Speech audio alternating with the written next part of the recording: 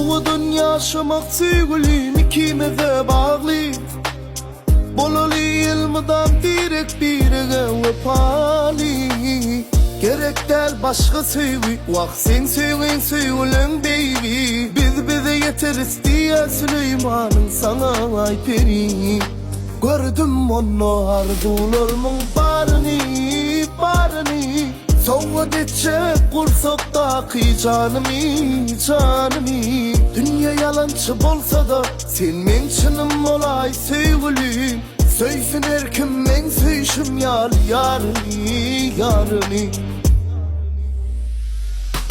Tanıştık görüştük yaradın gönlüme. Gelip suyucu ömür koştun ayperin bu ömrüme.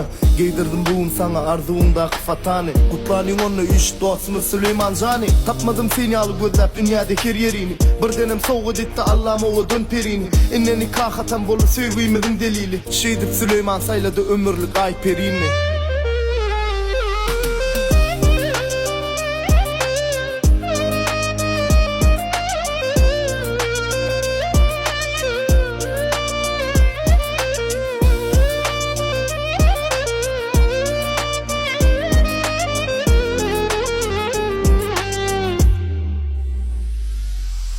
Vah buyruğum, yürücüğüm bir seni titrer.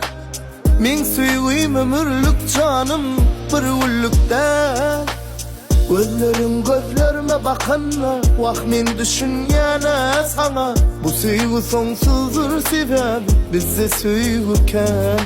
Gördüm onu arzularımın barını. Soğud edecek kursaktaki canımı. Dünya yalancı bolsa da sen men çınım olay sevgilim. Söysin erkim men söyüşüm yarını. Gördüm onu arzularımın barını. Soğud edecek kursaktaki canımı. Dünya yalancı bolsa da sen men çınım olay sevgilim. Söysin erkim men söyüşüm yarını.